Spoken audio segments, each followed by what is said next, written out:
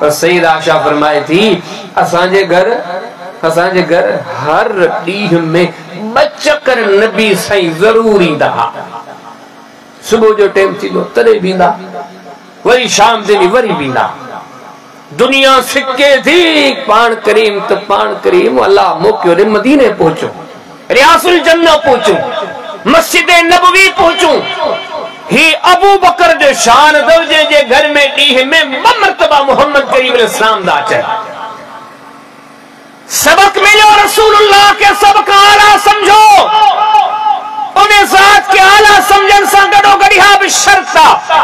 ये तो ठीक हो सके जो तुम सुभाणे चो तो यार फिलाणो दलोर मोरी जो मानू डाढो भलो वा पर जी मजलिस भली काने यो चेव तो माना उनकी तारीफ तो कौन कयो ना। तारीफ कदे चेदी जने जो अरे मानू भलो वा मानू भला गड ते ये सादा जुमला तुम रसूलुल्लाह की जात ले ज़हन में रखो। अजीमन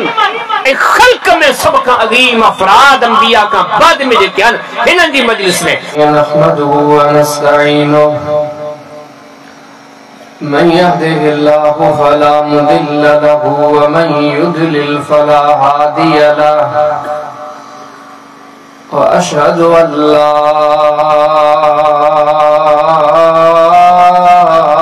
इलाहा इल्लल्लाहु वहदहु ला शरीक लहु व अशहदु अन्ना मुहम्मदन अब्दुहु व रसूलुहु। अम्मा बअदु फअऊज़ु बिल्लाहि मिनश शैतानिर रजीम। या अय्युहन नास क़द जाअकुम बुरहानुम मिर रब्बिकुम अल्लाहुम्मा सल्लि अला मुहम्मदिन व अला आलि मुहम्मद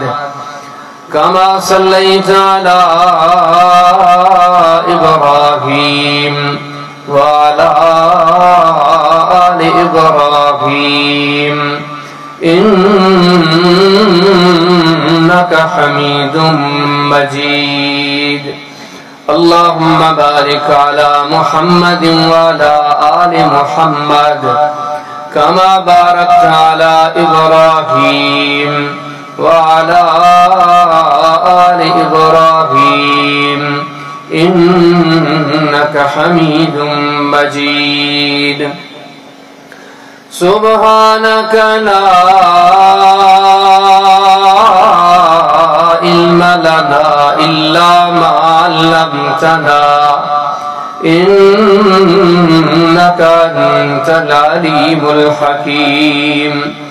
रब्बि इश्रह ली सदरी व यस्सिर ली अमरी वहलुल उक़दतम मिन लिसानी यफ़क़हू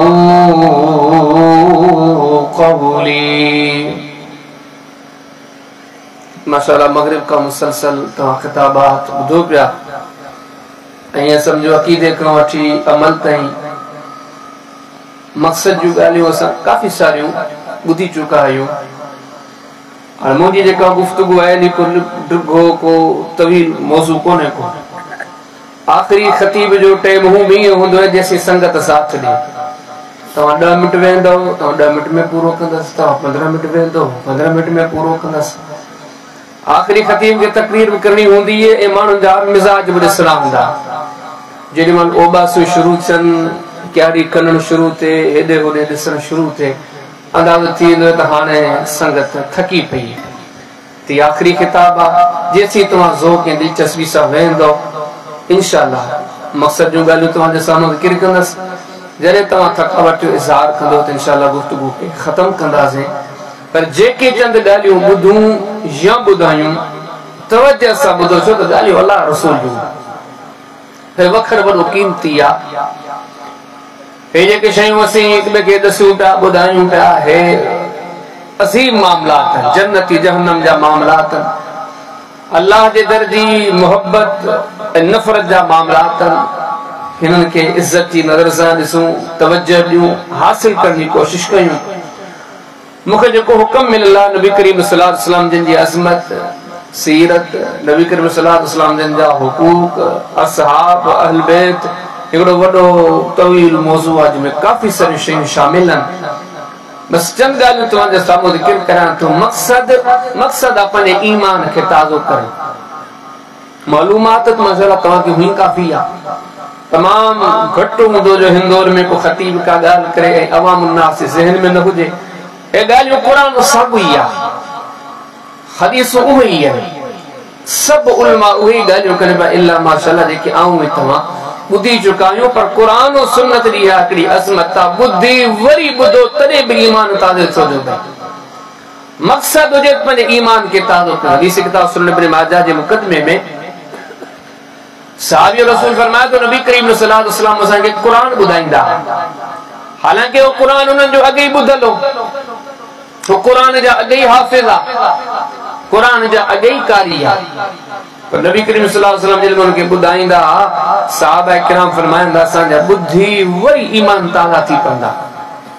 फिर वो साहब रसूल न क़यामत जी सुबुह ते अल्लाह सभिनी दा रब जो कुरान मुखातिबात क़यामत ते मोमिन जेके न जॾहिं बि कुरान ॿुधंदा हुननि जो वरी ईमान ताज़ो थींदो। इन्नमल मुमिनून अल्लज़ीना इज़ा ज़ुकिरल्लाह वजिलत क़ुलूबुहुम व इज़ा तुलियत अलैहिम आयातुहु ज़ादतहुम ईमाना। ईमान वारा अथवी उहे जेके कुरान ॿुधी दीन जूं ॻाल्हियूं ॿुधी पंहिंजो ईमान ताज़ो था कनि। असीं पंहिंजे ईमान खे ताज़ो कयूं। जब ते वधूं था मौजूदा मुहम्मद करीम सल्लल्लाहु अलैहि वसल्लम ही रात जेका हींअर हले पिन ही बि अल्लाह जे कुदरत जी निशानी आहे। सुभाणे जेको सिज उभरंदो उहो बि रब जी कुदरत जी निशानी आहे। सिज खुद रब जी कुदरत जी निशानी आहे, ज़मीन ये कुदरत जी निशानी आहे। वफ़िल अर्दि आयातुल लिल मूक़िनीन, ही हेॾी सारी ज़मीन अथव, काफ़ी सारी शयूं जेके अल्लाह जी कुदरत जूं निशानियूं आहिनि। हे हेॾो वॾो आसमान, इन फी ख़ल्क़िस समावाति वल अर्दि वख्तिलाफिल लैलि वन नहार लआयातिन लिउलिल अलबाब। पर मैंने आसमान में रातनि जी अचण, ॾींहंनि जी अचण, हिन मामलात जे फिरण, इन सभिनी में अक़ल वारनि जी निशानियूं आहिनि। इन सभिनी में अल्लाह जी कुदरत जूं निशानियूं आहिनि। वफ़ी कुल्लि शैइन दलील युहताजु अला अन्नहु वाहिदुन। हर तरफ़ खां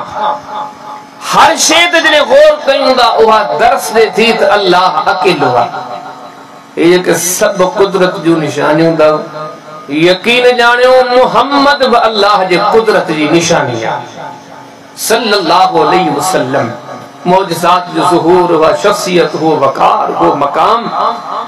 ये से भले भागन वारा चइबासे जो अल्लाह असांखे मिठड़े मुहम्मद करीम अलैहिस्सलाम जो उम्मती बणायो आहे। शायद अॼु असांखे कदर न हुजे, पर असांखे इन रुतबे जो पतो क़यामत जे ॾींहुं पवंदो। ही कॾहिं असांजे ॻोठनि में शहरनि में कॾहिं तव्हां ॾिसो न असांजे क़ौम जो सरदार हुजे, मिसाल जे तौर ते अदा खोसन जो, अदा जमालिन जो, अदा फिलानी बिरादरी जो सरदार हुजे, सॼी सिंध जा सरदार उनजे पोयां बीठा हुजनि, बल्कि सॼे सिंध जा सरदार अॻिते वधी करे चवनि ही असां सभिनी जो सरदार आहे। हालांकि दुनिया ही क़ौमूं ही कबीला है तो सब कुरान तो फरमाए इनजी हैसियत ही कान्हे, ये सिर्फ सुञाणप लाइ। पर मिसाल तो तव्हांखे ॾियां, हे जॾहिं सॼे खॿे जा सभु सरदार असांजे सरदार ॾे रुख़ कंदा ऐं चवंदा आहिनि ही असांजो सरदार आहे, पोइ असीं जेके उन बिरादरी जा हूंदासीं न हिक ॿिए खे कुल लोणी चवंदासीं यार पंहिंजा त ठठ थी आहे, पाण वारे सरदार जी वॾी ले आहे, वॾो शान आहे। पर यकीन ॼाणियो क़यामत जे ॾींहं जो जेको मंदर पढ़ूं था न, जंहिं ॾींहुं ख़ल्क़ जा सरदार हूंदा, क़ौमनि जा सरदार न, ख़ल्क़ जा सरदार। ववहबना लहू इसहाक़ व याक़ूब कुल्लन हदैना व नूहन हदैना मिन क़ब्ल व मिन ज़ुर्रियतिही दाऊद व सुलैमान व अय्यूबा व यूसुफ व मूसा व हारून व कज़ालिक नजज़िल मुहसिनीन व ज़करिया व यहया व ईसा व इलियास कुल्लुम मिनस सालिहीन व इस्माईल व यसा व यूनुस व लूता व कुल्लन फज़्ज़लना अलल आलमीन। तो फरमाए नबी सॼी क़ौमनि जा सरदार, सॼी ख़ल्क़ जा सरदार, इन्नल्लाह सवा आदम व नूह व आल इब्राहिम व आल इमरान अलल आलमीन सजे जहान मा चूंडियल न साजा अल्लाह यसफी मिनल मलाइकति रुसुलुम व मिनन नास इन सभनी के चूंडे असा सरदार बनायो पंजे पंजे अदवार जो यकीन जानो केडो खुशी जो आलम होंदो क़यामत जे आड़े सी सब उतना से हर मजहब जे मानू उतना पर असा जे सरदार जी सरदारी ले जे उम्मतीन नबी वक्त वदी करे चौंदा त सिफारिश अल्लाह दी जात अगर मामलो चाहो दा त कबूल पे हिसाब शुरू दे आदम अलैहिस्सलाम चवंदो वञो के बेडे ईसा अलैहिस्सलाम चवंदो वञो के बेडे सब चवंदा वञो के बेडे सभनी जे मामलात जी मामलो ची जुड़दो तो मोहम्मद करीम अलैहिस्सलातु वस्सलाम केडी खुशी जी ॻाल्हि हुई मोहम्मद करीम अलैहिस्सलाम जो शान अल्लाह रुतबो दर्जो ये अल्लाह जी ज़मीन ते ये के हदीसों या आयतों मुदन कदे गौर कयो तो उन्हें दौर में असहाबे रसूल या वाक़यात अक्सर हदीसन में अचंदा ज़ाहिरी गाला उन्हें दौर जे काफिर जो गाली हदीस में कोनन के मदीना जो नंढो शहर नंढी आबादी रहंदड़ साहब दा तस्करा कुरान में हदीस में पर बाहर जा जेके गैर मुस्लिम आ उनन जा वाक़यात कोन था मिलन पर कदे महसूस करने की कोशिश कयो इक़्तरबति साअतु वन शक्कल कमर नबी करीम इस्लाम के जमाने में चंद बटुकर थियो कुरान गवाह हदीसन ने वजाहत इने शत करे गौर कयो तो नबी करीम सल्लल्लाहु अलैहि वसल्लम ने के मुशरिकीन जो कलमो तदे पढ़ो तो ते हे चंद्र जे कोई न बटुकर दे नबी करीम सल्लल्लाहु अलैहि वसल्लम इशारो कयो चंद्र बटुकर थियो ही मक्के मदीने जो चंद्र तो बोलो ही चंद्र को मक्के वारन जो थोड़ी हो ही चंद्र को मदीने वारन जो थोड़ी चंद्र तो पूरे खिते जो हो पूरे इलाके जो कदे ज़हनन जो सोचो तो जे सब नी डिठो अरे अज चंद्र बटुकर दियो छा थियो वरी समाज शुद्ध बुद्ध मामला मसला जरूर पुछा दे कई न ये मामलो किथा जो हिन हिता हिता हिता यकीन जानो जने ने मामला की बारीक बीनी ते वनी पढ़ूंदा के मुतालबो तो अरब जो हो हजाज वारन जो हो मक्के मदीने वारन जो हो पर तफसरा दुनिया में जात बेली मक्के मदीने में एकड़ो एड़ो मानू आयो धव जो मानू न चेस तने मनुई जने चंद्र बटो कर दे एड़ो मानू हो ही इशारो कई चंद्र बटो कर दियो इन्हें मामलात जखन गौर कंदो यकीन जाने मोहम्मद जी अजमत उहा धव जेका काफरन जे घरन में वो बयान कई वेंदी काफर में तस्करा कंदा हाथ मोहम्मद करीम अलैहिस्सलाम इंतहाई अजीम ये जेके कुरान तस्करा दसा जंगे बदर जा वमारा मईत इज़रा मईत वलाकिन अल्लाह रमा बदर में खंदक में हुनैन में मुख्तलिफ मौके ते अल्लाह जेके इमदाद कयो मेहरबानी कयो करे फरिश्ता आया करे केड़ी इमदाद पर हिते अल्लाह सी केड़ी मदद जो जिक्र क्यों नबी से लप घणी मट्टी जी उछली काफर सबनी जे मुंह में पई सब अखियों मटन लगा ता जो सब भजण ते मजबूर थिया कदे गौर कयो न काफरन तो गौर कयो हुंदो इन्हनि तो वनी पंहिंजे घरनि में तबसरा कया हूंदा इहे जक न वेंदो कॾहिं ॾिसूंदा वॾी ख़ल्क़ गॾु थी या वुज़ूले पाणी कोन्हे नबी सी पंहिंजो हथ ई थां में विधो हथ जो कढियो पंजनी अंगुरियुनि में चश्मा जारी इहो ॻोल्हियो ॻोल्हियो केॾा सारा वाक़िया मालूम जो मोहम्मद वॾो अज़ीम आहे सल्लल्लाहु अलैहि वसल्लम अल्लाह जो रुतबो दर्जो मौजज़ा मक़ाम ॾिना सहाबा किराम जेके ॻाल्हियूं कंदा ये सब वाक़िया बेमक़सद कोन हिकिड़ो मक़सददार कनि हिकिड़ी हिकिड़ी शइ ते गौर कंदा हलो उन सां अॼु असां केतिरो निभायो आहे उन ज़ात खे असां कहिड़ी नज़र सां ॾिठो आहे तव्हां बुखारी शरीफ़ पढ़ो किताबुल हिबा पढ़ो बाबुल फिल हदिया हिकिड़े ॾींहुं जो नबी करीम सल्लल्लाहु अलैहि वसल्लम साहबा जी जमात सां वञनि पिया घणा माण्हू गॾनि 130 माण्हू पाण करीम सल्लल्लाहु अलैहि वसल्लम ने हिकिड़ो माण्हू ख़बर खणी आयो इन 130 जे लश्कर मां साईं काफ़िले में खाइण पीअण जी का बि शइ कान्हे नबी करीम सल्लल्लाहु अलैहि वसल्लम पुछा कई का भला को बकरी ठिकरी आहे ज़बह कयूं ॿुधायो त साईं बकरी बि कान्हे का शइ कान्हे का एतिरे में पाण करीम सल्लल्लाहु अलैहि वसल्लम थोरो अॻियां हलिया ॾिठनि हिकिड़ो काफ़िर अचे पियो जेको बकरी जो धण कायो पियो हदीस में हुनजो हुलियो मौजूद है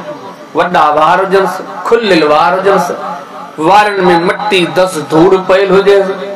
ॾिसण में वॾो परेशान पियो लॻे अचे पियो धण कायो नबी करीम सल्लल्लाहु अलैहि वसल्लम ने फरमाया ने गाला इनके सद क्यों आयो पान फरमाइन बकरीन मां के बकरी खपाई दे चलो को बिल्कुल पान के सल्लल्लाहु अलैहि वसल्लम बकरी बकरी वर्ती ऐ पान फरमाइन सहाबा किराम इनके सब हक है अब बकरी में घणो वजन हुंदो 5 किलो 10 किलो 15 किलो 20 किलो छा हुंदो पर ही मोहम्मद करीम अलैहिस्सलाम जो शान 130 मानू लश्कर में बकरी कुसी वही पान पर में बाकी बकरी के अलग क्यों और सिंधी सोली सिंधी बकरी जो ज़ेरो अलग क्यों जिगर अलग कयो इन्हें के पचायो इन्हें के पचाए करे आंदो वियो पान पर में मानू में तकसीम क्यों इसमें दे दो तो इन्हें जिगर के इन्हें ज़ेरे के 130 सहाबा खातो पर हदीस में आते हो तो बाकी जेको गोश्त हो हालांकि बकरी तो चंगा मोचारा 4 जवान वजन दा सजी खाने टंडे आदम में वापस अचन बकरी सजी खाई आते इते 130 मानू हुआ पर हदीस में साहबी सगो ने फरमाया तो 130 मानू जने हिकड़ी बकरी पचाई वई फअकलु अजमाहुन फरमाया तो सबनी खाई करे ढो कर वो खादो न जो फशबेना अस सबनी खाई करे ढो कयो हिकड़ी बकरी मां 130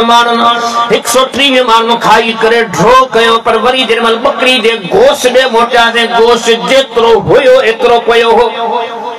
फहमलनाहु अलल बगीर को नबी करीम सल्लल्लाहु अलैहि वसल्लम जे तरफा हुक्म आयो ने बकरी के खणी हलो मदीनो वेठो वा मदीने खणी हलदा से वरी हली उते खाईंदा से साहबी सगोर फरमाया तो ता जो साने बकरी जो जेको गोश्त बाकी बचो हुयो उठ जे बिन पासन का रखी करे मदीने दे रवाना थिया से मालूम जो मोहम्मद वडो अलीमा मोहम्मद करीम सल्लल्लाहु अलैहि वसल्लम वडे शान वारो वडे मान वारो वडे दर्जे वारो वडे रुतबे वारो वा कि उहा जात जेडी खल्क में न का आई या न की अचनी या खोर सारे मानू ना खोर सारे मानू यकीन जानो और वो कलमो इने जे करे पढ़ियो दिसी मुसलमान दिया रुको डिठो मशहूर हदीस सुनन तिरमिजी में गालिबन अब्वाब अते इमाम बिसना अब्दुल्लाह बिन सलाम फरमाया तुम रुको नबी सी के डिठो हो आई को घट लेवल जो मानू थोड़ी हो यहूदिन जो आलिम हो पाए जो आलिम अब्दुल्लाह बिन सलाम इन मदद से ताल्लुक रखकर हुआ वगरना यहूदी हर दौर में वड़ा मुतासिब रहा है वड़ा मुतशद्दिद रहा है उन्हनि जो आलिम चवंदा जे नबी करीम सलाम मदीने में आया मानू इस्तक़बाल जे ला विया ॾिसण विया मुलाकात करण विया पाण करी मुंहिंजूं ॻाल्हियूं चए थो आऊं बगरजी वियुसि वञा त सही ॾिसां त सही ॿुधां त सही चवंदा ही नबी करीम सल्लल्लाहु अलैहि वसल्लम जन जी ज़ात के मूं ॾिठो पाण करीम सल्लल्लाहु अलैहि वसल्लम जन माण्हुनि खे उन टाइम ते ॾसीन था बाबा अच मुताम गरीबन खे खारायो वलजीनु बिल कलाम ये जेके ॻाल्हायो था न नरम ॻाल्हियूं कयो नरम लहजे में ॻाल्हायो वसल्लू बिल लैल वन नास नियाम रात जो उथंदा कयो जब मानू समी पवन ओ अल्लाह वाला तमाम उठो अल्लाह जे दर ते सजदा कयो रुकू कयो अब्दुल्लाह बिन सलाम जे दो मुस यहूदी जो आलिम पर ही पहरे पहरे मुर्तबा जने मोहम्मद करीम अलैहि सलाम ने चेहरे ते मुझे नजर पई मुझे दिल मुके अंदरो अंदर चयो अब्दुल्लाह सब गालियों पंदी जाए ते पर इने चेहरे वारो मानो कूड़ो कोंदो थी सके ये कूड़ो कोंदो थी सके हे सुन रसूलुल्लाह जो शान था अरे आप सही मुस्लिम पढ़ो किताबुल मनाकिब पढ़ो बाबु सखाई सल्लल्लाहु अलैहि वसल्लम सेना ने सेदो पे निकलो मानू आए नबी करीम सल्लल्लाहु अलैहि वसल्लम जन वट ए पाण करीम सल्लल्लाहु अलैहि वसल्लम जे सामने बड़ी एड़ी गाल कई जो पतो दो पवे त सांजे सरदार जोड़ो को सखी को जदों न दिन में ये जो नबी करीम सल्लल्लाहु अलैहि वसल्लम की जंग ता मोटे हा गनीमत के माल में काफी सारी बकरी हुई एतिरियूं जो साहबी जो को नक्शो बयान करे दो जे तो बिन जवलन जे विच में रुगो बकरियूं भी थियो बकरन जा वला अचण वारो केरा को मोमिन कोने को मुसलमान कोने न कलमो ही कोने पढ़े नबी करीम सल्लल्लाहु अलैहि वसल्लम दर वडायो अस्कल को मोहम्मद सल्लल्लाहु अलैहि वसल्लम परेशान मामलात मुंजा बड़ा परेशान कुन मेहरबानी कयो कि बकरियूं जेके हेडियूं सारी वन ये मुखे दे मुझा मामलात बेहतर थी सकंदा जे तमाई सब बकरियों मुके दो वाह मोहम्मद करीम अलैहिस्सलातु वस्सलाम की सहाबत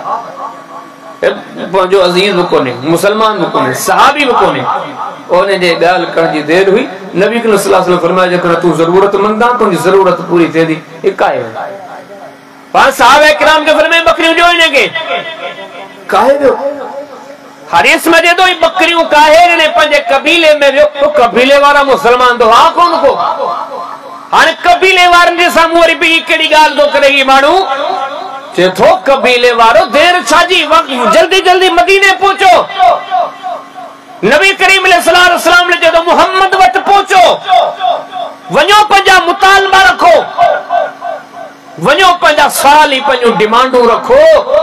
तवा वनी घुरोस ही एतरो दे दो एतरो सखिया जो एड़ो हिंजी मजलिस में सवाल करण वारे के मिले थो जो वो गनी थियो वने वरी गुरबत जो खतरो ही खत्म थियो वने अनस फरमाया तो सजी कौम रुख करे तशरीह में खड़ी चवा नंढा वडा हलो हलो मदीने पर ज़नानस फरमाया तो सब मदीने पोता शाम ते आया हा बकरियों ठिकरियों वठण आया हा ये दुनिया जो सादो सामान वठण पर जे तो शाम तई ये सब आया शाम तई पान करीमन जी ज़ियारत करे मुलाकात करे सब शे विसरी वे सब मुसलमान दिया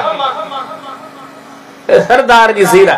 कोमल किथे वयन किसन में कहानी में फिलाणो पीर साहब फिलाणो वाला मजा फिलाणो मोर अरे यार सिज जे हुंदे दियन दे तो तब हेडे अचन तो उन्हें सरदार ने दस दियो फरमाया या अय्युहन नबी इन्ना अरसलनाका शाहिदन व मुबश्शिरन व नज़ीरा व दाइयन इलल्लाहि बिइज़निही व सिराजम मुनीरा तो जो उलमा जले फुक़हा जले सुलहा जले शुहदा काबिर साहिर असलाफ अखलाफ दुनिया के तमाम मुतकद्दिमीन मुतअखिरीन मुसन्निफीन मुअल्लिफीन मुतजद्दिदीन इनन जेला सा अल्फाज इस्तेमाल कना अज़मत वाला वडो आलिम वडो अल्लामा वडो फहामा तारीफ जा कलमा तज़ीम जा कलमा तकरीम जा कलमा वाह मोहम्मद करीम अलैहिस्सलाम ने शान जे अज़मत जा अलकाब रब दो कुरान में इस्तेमाल करे तो फरमाया इन्ना अरसलनाका शाहिदा हबीब सातु के शाहिद बनाया करे मोकलियोवा व मुबश्शिरा हबीब सातु के मुबश्शिर बनाया करे मोकलियोवा व नज़ीरा हबीब तो के सन नज़ीर बनाया करे मोकलियोवा व दाइयन लिल्लाहि बिइज़निही व सिराजम मुनीरा तो फरमाया चमकनर चिराग वांगर मोहम्मद दुनिया ने रोशनी बणजी करे आयो वा ए मिस्र मोहम्मद करीम अलैहिस्सलाम ने शान ना दुनिया निसी कलमा पढ़े मुसलमान दी भी नहीं मुस्नद मत पढ़ो सैयदना अद्दी बिन हातिम जो हदीस अद्दी बिन हातिम पान करीम अलैहिस्सलाम जी मुखालिफत में ये हल्कियों पुलकियों नंढियों जंगूम थी चुकी हो न पियो मने न पियो दीन दे तवज्जो करे ओ हाई मुखालिफत एवढे वारे ये थियो नबी करीम सल्लल्लाहु अलैहि वसल्लम जे असहाब जी जमात अद्दी बिन हातिम के इलाके ते काह कई हमलो निकरियो पाण में निकरियो काफी सारा साथी भी वठी वियो पर इन काफले इन काह में अद्दी बिन हातिम की कौम जा चंद मानू गिरफ्तार थिया अद्दी बिन हातिम पाण तो बयान फरमाया रज़ी अल्लाह ताला उनन जी फुफी भी गिरफ्तार थी ऐं दिस मते दो सफा झूलड़ी हुजे सफा पोड़ी हुजे मुसलमानन जे जमात असहाब सबरा उन्हें पोड़ी के गिरफ्तार के पोड़ी अल मदीने बल्ला बाग उन्हें पोड़ी जा जे के साहब सबरा गिरफ्तार करे पे आज तो मुसलमान सिखूं ते अल्लाह मदीनो दिखारे असी केर दिनो उमर जड़ो जवान दो जे अल्लाहुम्मा रज़क़नी शहादतन फी सबीलिक वजल मौती फी बलद हबीबिक अल्लाह मु उमर जा बई सवाल दे हिकरो तो शहादत को गुरई बयो वरी गुरई दो तो शहादत जो मौत वो मदीने में ली जा फिर मदीने जो एजाज असाब से पूरा गिरफ्तार करे आया अद्दी बिन हातिम के जो उन जी फुफी दसे दी जे फुफी जे चवण जे करे अद्दी बिन हातिम रज़ी अल्लाह ताला ने रुजू कयो अल्लाह कलमो नसीब कयो चवण लगी अद्दी औ जे मदीने पहुतस ताऊ बुढ़ड़ी पोड़ी हली न सगा जे मदीने पहुतस मुके दसयो वियो ही मुहम्मद सल्लल्लाहु अलैहि वसल्लम अते वधी करे मुझे मोहम्मद सल्लल्लाहु अलैहि वसल्लम मु पोड़ी जा हाथ दिसी तो औ के खिदमत गुजार बिना हलीब कंदी सगा मुझे खाराण ले को खिदमत गुजार खपे इते मुझे केर कोने को तो मुन्ना अलैहि फमन्ना अल्लाहु अलैक थोरो कर मुखे आजाद कर इने जो बदलो अल्लाह तोखे दींदो अल्लाह तोते थोरो कर ई मिश्रे मोहम्मद करीम अलैहिस्सलाम की अजमत वाली शख्सियत हुई पूरी जुमला चई पूरा क्या पान फरमे तो के इजाजत अजा वरी आ गया सोने रसूल ही अग में जेके जुमला पे बुध वजह से ने केड़ा मुसलमान आयो पखी के भी तकलीफ गदह के भी तकलीफ घोड़े के भी तकलीफ इत गदन घोड़न जी गाल आज तसी हिकमे के तकलीफ रींदे कोन की भाई अदा गेले असारे छा दीन के समझोगा अदा गेले केड़ो इस्लाम मीरास में मिले भाई जेको असी कुछ कयूंदा इयो दीन कोने ई मिठड़े मोहम्मद करीम अलैहिस्सलाम जी फुफी भी फरमाया दी अञा अजो जेको मामलो हाणे पौड़ी इलाके में वने की सवारी ताए काने का अञा पौड़ी चवे कान थी अग में नबी करीम अलैहिस्सलाम ने गले को सहाबी सगोरो बिठोगा जो बोध में वो पौड़ी थे थी और समझा थी हो अली बिन अबी तालिब पान करी मुने ने इशारो कयो ओ जुनी असा तो के आजाद कयो ये सवारी खपे नहीं ना वठी वे वो अमर लहा नबी सल्लल्लाहु अलैहि वसल्लम ने अली इन पौड़ी को सवारी जो जानवर बने पौड़ी चे थी सवारी भी मिली वन्याब पई मदीने मां पर एकड़ी से डिठम नंढड़ा नंढड़ा बार जाम अचन पिया नंढड़ा नंढड़ा बार ऐ के वट पिया अचन वइज़ ख़ज़ल्लाहु मीसाक़न नबिय्यीन लमा आतैतुकुम मिन किताबिन व हिकमह सुम्मा जाअकुम रसूलुम मुसद्दिक़ुन लिमा माअकुम लतु'मिनुन्न बिही व लतंसुरुन्नाह क़ाल अक़ररतुम व अख़ज़्तुम अला ज़ालिकुम इसरी क़ालू अक़ररना क़ाल फ़अशहदू व अना मअकुम मिनश शाहिदीन नंढड़ा बार के वट पिया अचन मोहम्मद करीम अलैहिस्सलातु वस्सलाम रा जेके नबी ना बलक नबी अंजाब नबी इमाम न बलक इमाम अंजाब इमाम सरदार न बलक सरदार अंजाब सरदार सरवान न बलक सरवान अंजाब सरवान सालार न बलक सालार अंजाब सालार पर सैयदना अब्दी बिन हातिम रज़ी अल्लाह तआला अन्हु जी पुपी बयान फरमाए थी अब्दी किथे पियो जिंदगी गुजारी किथे पे पंज हयाती जा ॾींहं गुजारी मां त मोहम्मद करीम अलैहिस्सलाम जे मजलिस में ॾिसी आई आ सुबह जे टाइम ते शाम जो टाइम ते नंढा नंढा बार कतारूं कयो वचन पिया कमजोर कमजोर कोड़ियों झूनियों औरतों कतारूं कयो वचन पियो मोहम्मद के ॾिसी आई आ एडो बा अखलाक आ एडो बा किरदार आ सभिनी सां प्यार सां पेश ईंदो आ एड़ो सखिया एड़ो सखिया एड़ो सखिया अदी मां ॾिसी आई आ उन्हें के ॾिसी कर असांजे पंहिंजे वॾे खानदान जे हाकिम जी सखावत विसरी वई आ वो वॾी अकलमंदी इने में थी देर न कर मोहम्मद ते ईमान आण ये मोहम्मद करीम अलैहिस्सलाम जो शाह ओ जे को गड्यो जे भी मुलाकात कई यकीन जानो न जी ज़ुबान ते अज़मत जा जुमला तारीफ जा जुमला ए मिठड़े मोहम्मद करीम अलैहिस्सलाम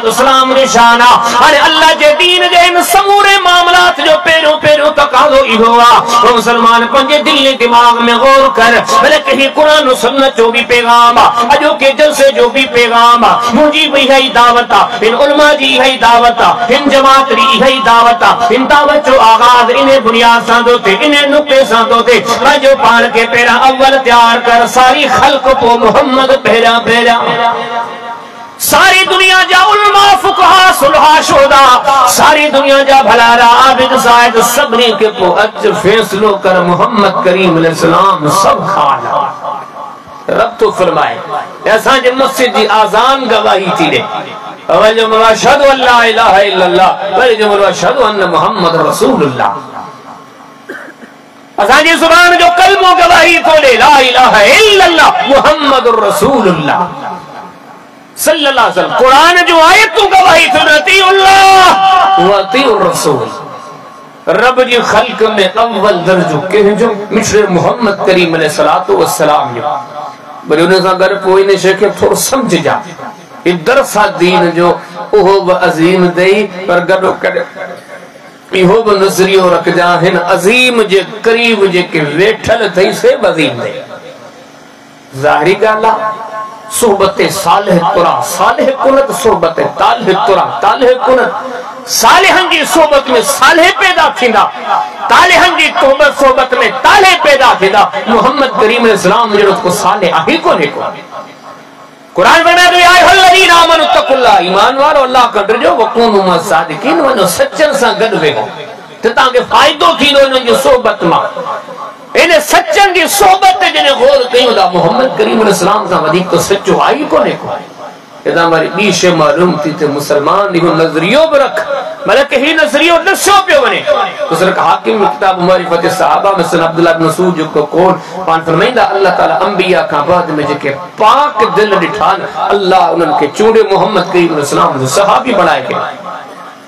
ये समझ मोहम्मद करीम अलैहिस्सलाम अजीम मुझे साजे खादे में जेके बैठल न सब अजीम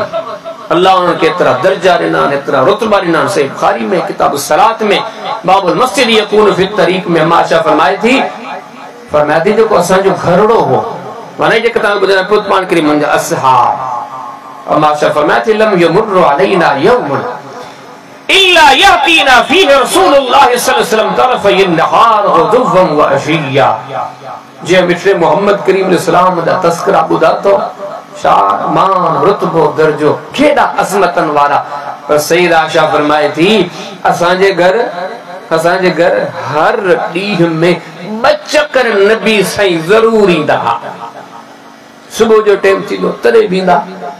वरी शाम दिन वरी बींदा दुनिया सिक्के थी पान करीम अल्लाह मोकियो रे मदीने पहुंचो रियासुल जन्नह पहुंचो मस्जिद नबवी पहुंचो ही अबू बकर जो शान दर्जे जे घर में डीह में मर्तबा मोहम्मद करीम अलैहिस्सलाम दा अचे सबक मिलो रसूलुल्लाह के सबक आला समझो उन्हें साथ के आला समझन सा गडो गड़िया भी शर्ता ये तो ठीक होंदो सके जो तुम सुभाणे चो तो यार फिलाणो दलोर मोरी जो मानू डाढो भलो वा पर जी मजलिस भली काने यो चेव त माना उनकी तारीफ तो कौन कयो ना तारीफ कदे चेदी जने चोर मानू भलो वा मानू भला गड ते ये सादा जुमला तुम रसूलुल्लाह की जात ले ज़हन में रखो अजीमन एक खल्क में सबका अजीम अफराद अंबिया का बाद में जेके हिनन जी मजलिस में क़यामत के सुबह ती पैगाम मोहम्मद करीम अलैहिस्सलाम ने गालायो सुनो गालायो गरो गड़िया सोच रखो जे के असहाबन से बड़ा अजीमन खबरदार मता के जो बुरो तस्करो कयो जेकन मोहम्मद करीम अलैहिस्सलाम के मन्यो था तो सहाबा किराम ने भली जुबान इस्तेमाल कियो से बुखारी में किताब फज़ाइल सहाबा में एगो बाज इमाम साहब आंदो बाब बिन नाले से हदीस जो से सहल बिन सअद रज़ियल्लाहु ताला अन्हु का जे दुकड़े नबी करीम अलैहिस्सलाम से अंदर बैठो यस हदीस से पस मंदरी होए तो नबी करीम सल्लल्लाहु अलैहि वसल्लम जे बिन सहाबा जा पाण में थोड़ा इख्तिलाफ थी पिया ये गुफ्तगू में गालिन बोलिन में सैयदना अबू बकर जा सैयदना उमर जा हदीस में दिए बते तो सैयदना अबू बकर चवे तो जल्दी मुखा थी वे मु जल्दबाज वसरा तो इलई मु जल्दी कई कुछ चई विदो पर बाद में चैन त नचवा हाथ बेहतर सुमन दिन तो अलई तो मुखे दामत लती बल्लो हो जो तो नचवा तो चई बैठस सैयदना उमर की गुजारिश कई उमर के चईम गलती थी भाई जो कुछ चईम गलत मुझे माफ कर फरफावा अन यगफिर ली पर उमर इनकार कियो तो माफ कौन कर दोगी हां हदीस ही गाले सैयदना अबू बकर थी खड़ा था वना तो नबी करीम सल्लल्लाहु अलैहि वसल्लम अरे सहल ने जेके जुमला जिक्र कया क़यामत जे सुबह तई एक मौजू ना गाल हटियो थी वने असी दले केड़े मुसलमान आयो असानी खबर ही कांदी ही असी उहे मुसलमान आयो असाजे माशरे में एड़ा मुसलमान जिन नबी करीम अलैहिस्सलाम जो तारीफ दुनिया जे सामो की रखियो आ नौज बिल्लाह तो बुध जो तो वो नौज बिल्लाह इन पैगंबर जी का घरवारी भली का हुई नौज बिल्लाह न्याणियों तो हुंदी हुई हिकड़ी बाकी तो न्याणी हुंदे मनसूबन हुंदी का आही काने का अने 23 साल में जेके मानू पान सा गड रखया सिवाय 3 खां या सिवाय 7 का चंगो को भी कोने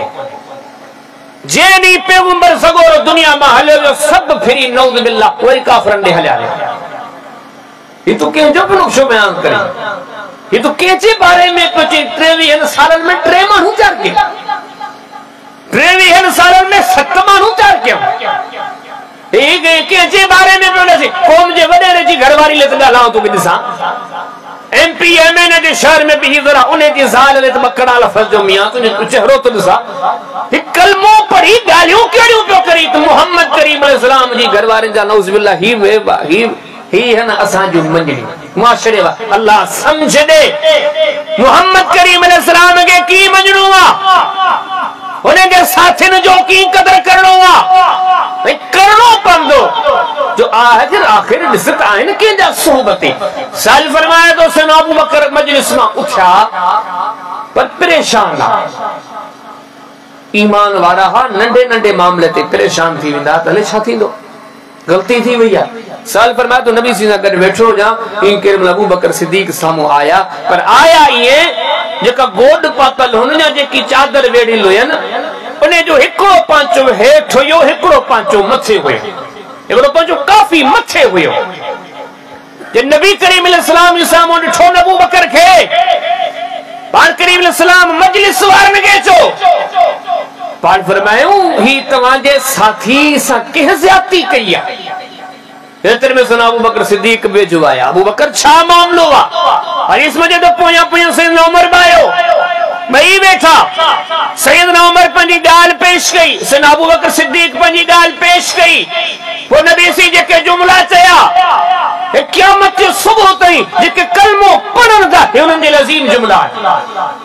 पांचर में फहल तारीखू होली दियो खबर अबू बकर के जे एड़े किस्म जो तकलीफूं जो दा परेशान तो थे अबू बकर के मुझे ले छड़े न था सको मुझे खाते ठीक है तुम समझो सा इख्तिलाफ सा तुम समझो सा सा तुम इख्तिलाफ रखो दा पर मुझे खाते मुझी जात खाद ए मुझो साथिया ए मुझो रफीका ए मुझो दुख सुख जो साथिया जकर सिद्दीक जो का मामलो आहे ब सही त मु मोहम्मद जे करे माफ कयो मालूम जो जे मोहम्मद के अजीम दा वञो सल्लल्लाहु अलैहि वसल्लम क़यामत जे सुबह ते अकीदो रखड़ो पवंदो त हिन भलारे जी मजलिस में भलारी ही इने जे करे असा जो ईमान आ रसूलुल्लाह वाला सनन जा असहाब वाला सनन जो घरानो वाला छात अल्लाह अहल बैत जो शान रखियो नबी सल्लल्लाहु अलैहि वसल्लम जो फरमाना हदीस किताब अल अदब मुफरद में इमाम बुखारी में बहुत सारे किताबन में ये हदीस आंदी नबी सल्लल्लाहु अलैहि वसल्लम फरमायो को मुसलमान जे ले दुआ घुरे न गैर मौजूदगी में अल्लाह इहा दुआ जल्द कबूल कंदो बाद रिवायत अल्फाज ओ मानू जने दुआ घुरी बस कंदो त फरिश्तो चवंदो अल्लाह तोखे भी दे माना इन दुआ जी वडी अहमियत आ जडे हिकड़ो मानू के मानू ले दुआ घुरे आऊं घुरा तमा घुरो पर वाह मोहम्मद करीम अलैहिस्सलाम ने सहाबा जो शान सहाबा का बाद में अहल बैत जो शान सारी दुनिया के चयो वियो हर वक्त पर्दा रहो अल्लाहुम्मा सल्ली अला मुहम्मदिन व अला आले मुहम्मदिन ऐसा जा अल्लाह मोहम्मद करीम अलैहिस्सलाम ते रहमत नाज़िल फरमा मोहम्मद करीम अलैहिस्सलाम जे आल ते रहमत नाज़िल फरमा असा मिर्नी के चयो वियो अल्लाहुम्मा बारिक अला मुहम्मद व अला आले मुहम्मद सब जा सब हर घड़ी चंदा रहो अल्लाह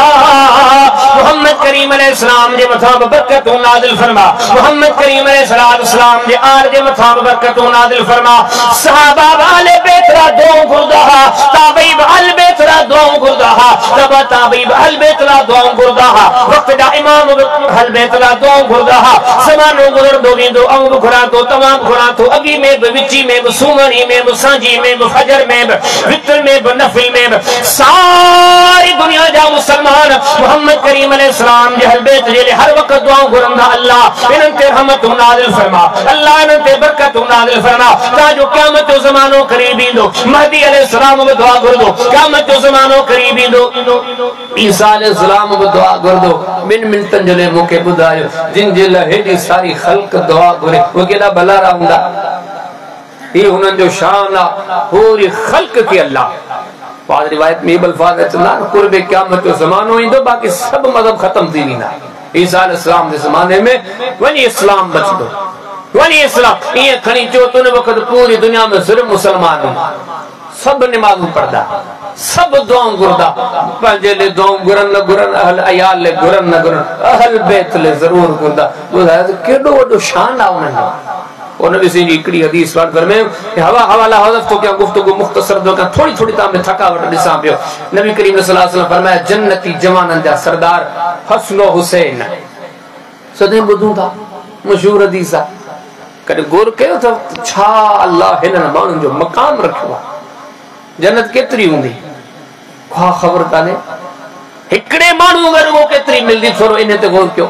हदीस किताब से मुस्लिम में किताबुल ईमान में बाबु आखिरी अहले नार में नबी सल्लल्लाहु अलैहि वसल्लम जो फरमाया, जेको आखिरी आखिरी जन्नत में वेंदो न, ये जेके जुमला ये दसे नथा त नबी वञी चुका,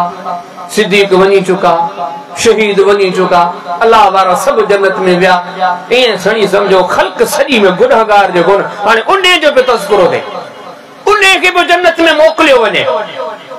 हाणे फिर में जॾहिं उन्हे खे जन्नत में मोकिलियो वेंदो न, उन्हे खे बि ॿ तशरीफ़, हिन दुनिया जेतिरियूं 10 दुनियाऊं,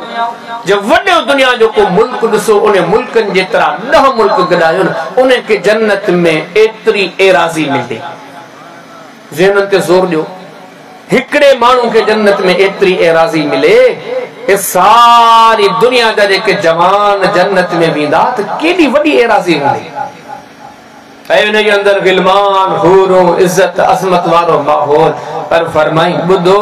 हसन हुसैन जो शान इहो थव त ये हिन जहान जा सरदार,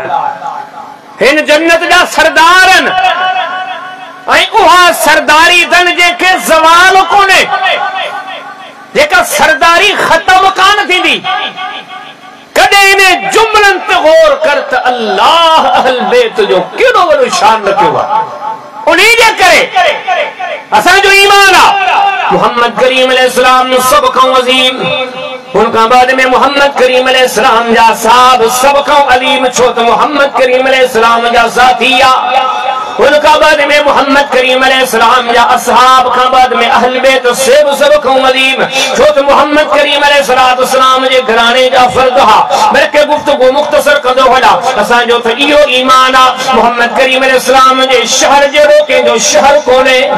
मोहम्मद करीम अलैहिस्सलाम जी ॿोली जहिड़ी कंहिंजी ॿोली कोन्हे, मोहम्मद करीम अलैहिस्सलाम जे घरड़े जहिड़ो कंहिंजो घर कोन्हे, मोहम्मद करीम अलैहिस्सलाम जे मस्जिद जहिड़ी कंहिंजी मस्जिद कोन्हे, मोहम्मद करीम अलैहिस्सलाम जे पेरनि में जेका चप्पल पातल आहे कंहिंजी चप्पल अहिड़ी कान्हे का। यकीन ॼाणियो जे चमदो वञा कपड़नि जो तज़किरो, हिकिड़ी शइ जो तज़किरो कयां, गुफ्तगू तवील थी वेंदी, पर अची करे इते ॻाल्हि ख़त्म कयूं। मोहम्मद हर ॻाल्हि में बेमिसाल आहे सल्लल्लाहु अलैहि वसल्लम। असहाब अहल बैत जी मजलिस महफिल मस्जिद ॻाल्हाइण बोल सब शइ बेमिसाल आहे। अल्लाहु अकबर। वरी हिकिड़ी ॿी शइ ॾसिया, वरी त हिकिड़ी शइ ॿी थी निकिरे जेका इंतिहाई अहम आहे, जिथे ते असांजो माशरो फासियो थो पए। सब मजलिस में रबीउल अव्वल ताली गुज़री आहे, हूं ते आम तौर ते नबी करीम सल्लल्लाहु अलैहि वसल्लम जा वार मुबारक आला, कपड़ा मुबारक आला, नाले मुबारक आला, मदीनो पाक आला, मक्को पाक आला, सब शयूं आला आला आला। पकड़ी जेते बि ॿुध मोहम्मद करीम अलैहिस्सलाम जी ॻाल्हि बि आला अथई। ईअं कोन्हे तुंहिंजो शहर बि भलो, उनजा कपड़ा भी भला, उनजा साथी भी भला, उनजी मजलिस भी भली, उनजी महफिल भी भली, पर उनजी ॻाल्हि एतिरी त जॾी आ जो उनखे छॾे मस्जिद वारे मोली खे ॾियो साईं तूं ॿुधा छा सही आहे। इते मुस्लमान भटकियो थो वञे। जॾहिं त मोहम्मद करीम अलैहिस्सलाम जूं सभु अदाऊं अज़ीमन, पर जे सभिनी अदान मां सुने रसूलुल्लाह जे शहर का, इलाके का, असहाब का, हर ॻाल्हि का, हर मामले मां सब खां वॾी जेका अज़ीम ॻाल्हि आहे सात उहा अमानत आहे जेका मिठड़े मोहम्मद करीम अलैहिस्सलाम ते नाज़िल थी आहे, जेको नबूवत जो बुनियाद आहे। अल्लाह ताला फरमाए थो कुल इन्नमा अना बशरुम मिस्लुकुम युहा इलैया अन्नमा इलाहुकुम इलाहुन वाहिद। मां मोहम्मद करीम अलैहिस्सलाम एक इंसान आया, तव्हां वांगुरु इंसान आया, पर मुझे अज़मतन जो रफ़तूं बुलंदियूं इने जे लाइ जो मां मोहम्मद पंहिंजी मर्ज़ी सां न ॻाल्हाईंदो, मां अल्लाह जी वही सां ॻाल्हाईंदो। मालूम जो मुसलमानों मोहम्मद करीम अलैहिस्सलाम जो जी बाकी अदाऊं बेमिसालन बाकी औसाफ बेमिसालन जणो पवंदो त मोहम्मद करीम अलैहिस्सलाम जो गालियूं बेमिसालन हदीसूं बेमिसालन जुमला बेमिसालन एडा वडा बेमिसालन जो अल्लाह तो फरमाए और तो फरमाए वन्नजमी ज़ा हवा मदल साहिबुकुम वमा गवा वमा यंतिकु अनिल हवा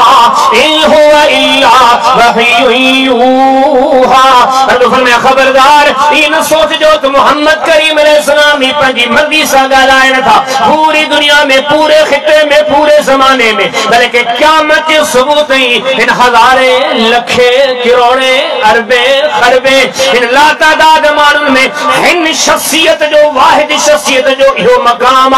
जेको गालायन था सो अल्लाह जे तरफंगा ही वाहिद शख्सियत जंहिंजी ज़ुबान जो हिकिड़ो हिकिड़ो जुमलो असां जे तरफ़ां वा हिन जे बारे में सी तव्हां खे हुकुम था ॾियो हिन जे पोयां लॻी पओ हिन जी पैरवी कयो सारी दुनिया में हेतिरा सारा ॾिसो था क़ुरान जा 3 सिपारा पढ़ी ॾिसो फरमायो असां कंहिंजो तव्हां खे हुकुम नथा कयूं त हिन जे पोयां लॻो पर ॿुधो ॿुधो हाँ मोहम्मद जो इहो शान आहे क़ुल इन कुंतुम तुहिब्बून अल्लाह फत्तबिऊनी युहब्बिकुमुल्लाह व यग़फिर लकुम ज़ुनूबकुम वल्लाहु गफूरुर रहीम। अली मोहम्मद करीम अलैहिस्सलाम ने चई बोला अचो अचो मुझे पोयां लगो रब तव्हां जा गुनाह माफ करे तव्हां खे पंहिंजो महबूब बणाए छॾींदो। कुरान जे 3 सिपारन में हिकड़ी आयत ॾेखारियो जो रब इहो इशारो के तेरे कयो हुजे यकीनन इन खल्क में मोहम्मद अज़मतन में बेमिसाल आ तुंहिंजो ॻाल्हिड़ियूं बि बेमिसालन गॾो गॾु वरी ईअं बि ॾिसो वियो ॿिया ग़लती करे सघनि था असां वटि थोड़ी खोपड़ियूं उबतियूं थी वियूं आहिनि मुसलमान जी अॼु सोच आहे साईं मारो ग़लती थोड़ी कंदो चरिया किथे पढ़ियो हुई अनसीधी तरह वो चवे थो या नबी सही वारी गाल जेका तो मौलवी साहब दसी है ना इन में गलती थी सके थी इन में किथे बोगा पोया असी जेको कयूं गानो गलत कोने वो इतनी फितनन जी जड़ ठही रोगो फिरका फिरका फिरका हर फिरके वनी पंहिंजो चंगो चूंडियो हो तो जे बाबा मुआरो सही है वो जो तो चे बाबा तुआरो तो छा मारो तो सबनी का भलो आ ओ मारो तो एडो अजीम आ तुआरो तो तूने कुछ कोने असां वारो जेको साईं आहे न उन हिकिड़े ॾींहुं घटी में ई पियो चओ हो परदी चई छा थो करे साईं चई हितां बि मदीने जूं कुतियूं पियो हकले असां ई तबका ठाहिया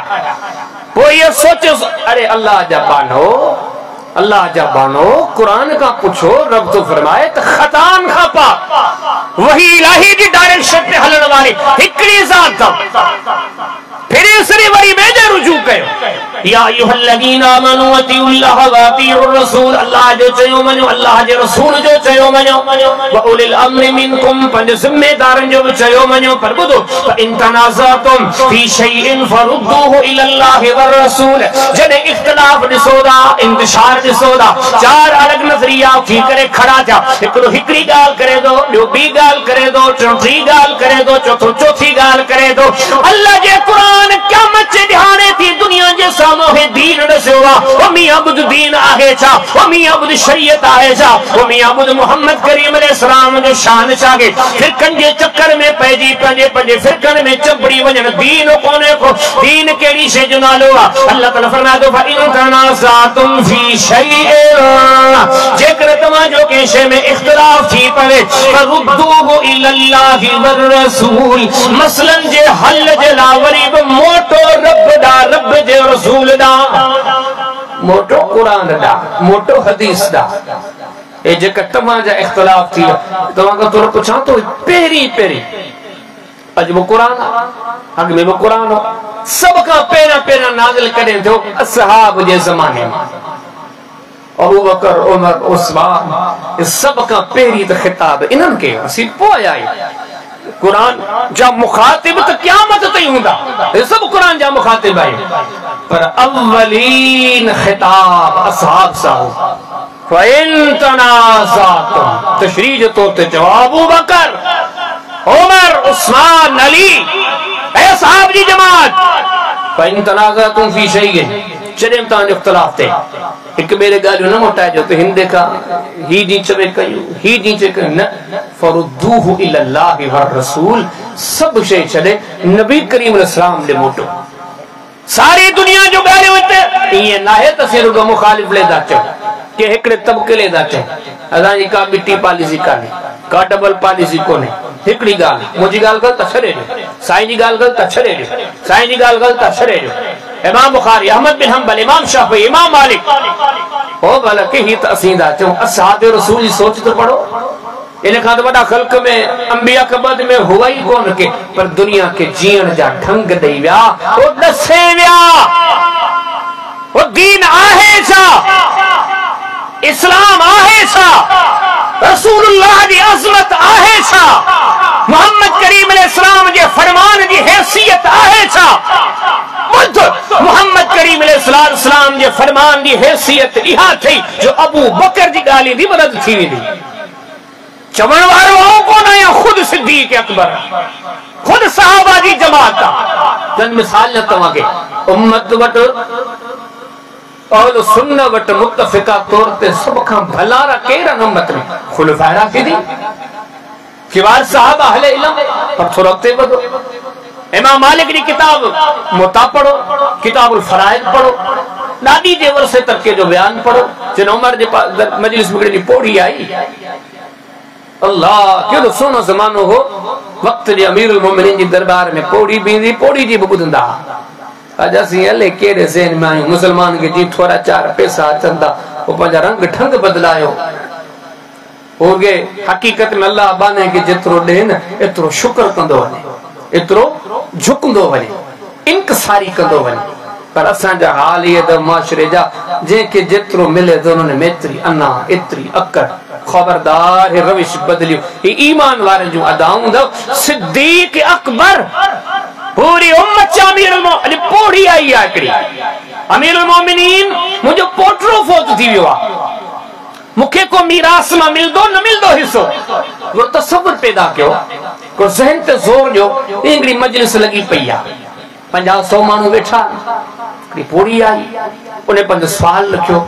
अमीरुल मोमिनीन मुंहिंजे मसइले जो हल ॿुधाए पाण छा ॿुधायूं मां समय तो रसूलुल्लाह सल्लल्लाहु अलैहि वसल्लम यक़ज़ी लक बिशै और जो नी जो तो सवाल दसो इन सवाल जे बारे में मोहम्मद करीम अलैहिस्सलाम का का भी शैतान मुदिया थोड़ी देर दिले ते बिही वन सिद्दीक अकबर ये भी चई सके तो पौड़ी हलिया आऊं तोखे फतवा दिया पौड़ी तुझे सवाल जो जवाब ही दो दिया यकीनन ना अबू बकर सिद्दीक रज़ियल्लाहु ताला नो क़यामत की सुबह की दुनिया के नसीब पिया आया सिद्दीक अकबर पर फैसला कया तो मोहम्मद जी हदीस के मुताबिक सल्लल्लाहु अलैहि वसल्लम जे रसूलुल्लाह जे तरफा जे करे रहनुमाई मिले थी ये फैसला कया दो पांच फरमाइंदा पौड़ी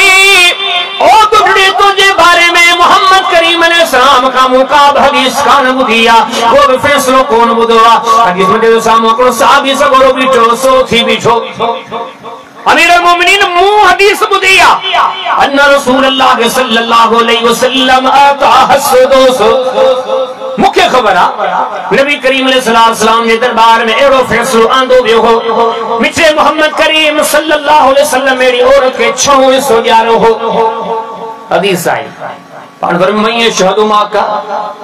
ॿियो को आहे जे ॻाल्हि ॿुधी हुजे ॿियो साथी मोहम्मद बिन मसलमा उन इशारो कयो इन बि ॻाल्हि ॿुधी आहे सिद्दीक अकबर पंहिंजी राय ख़त्म करे फैसलो ॾिनो त हिन औरत जे लाइ हिस्सो आहे छो त मिठड़े मोहम्मद करीम अलैहिस्सलाम जो फैसलो आहे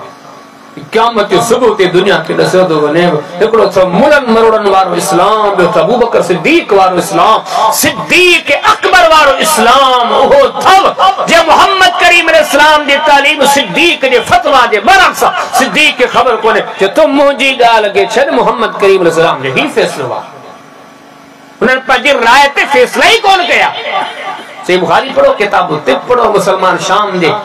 सरहद ते बिठा खबर पई त शाम में ताऊन अची वई आहे गॾु केरु उमर सैयदना उमर रज़ियल्लाहु ताला अन्हु पाए जो माण्हू आयो को सुझे जेको इनजे मुक़ाबले जो हुजे आई कोन को उन उमर जहिड़ो माण्हू हाणे पुछा पियो करे ॾियो ख़बर छा कई वापसि मदीने हलूं जे शाम ॾे हलूं राय जो हदीस बुधायो पाण करीम जी कदाल बुधायो को फैसलो बुधायो सब चुपन ही वो जमानो हो मसलन जे हल जे लागे के चमदा हा नबी सही जी हदीस बुधा अज असां खां पुछो थो वञे साईं तुंहिंजी राय छा आहे साईं तू छा थो चई हे सवाल ही शैतानी दव हे ख्याल ही शैतानी दव मोमिन अल्लाह जे कुरान में से मोहम्मद करीम इस्लाम जे फरमान जो तलवार सुने फारूक आजम पूछा कयो का हदीस को मसले जो हल सब चुप सब असहाब रसूल जी जमात ताबीन जी जमात मसलो हल ही न पियो थे कने हल थियो ओ जरे अब्दुर्रहमान बिन औफ रज़ी अल्लाह ताला नु आया दिठो तो मुसलमान परेशान भी जा चार शहदे भी चार शहदे छो परेशान अब्दुर्रहमान खबर का दी जा शाम में ताऊन अची हुई आ अमीरुल मोमिनीन असा का चयो त हाने अगते हलूं पोइते हलूं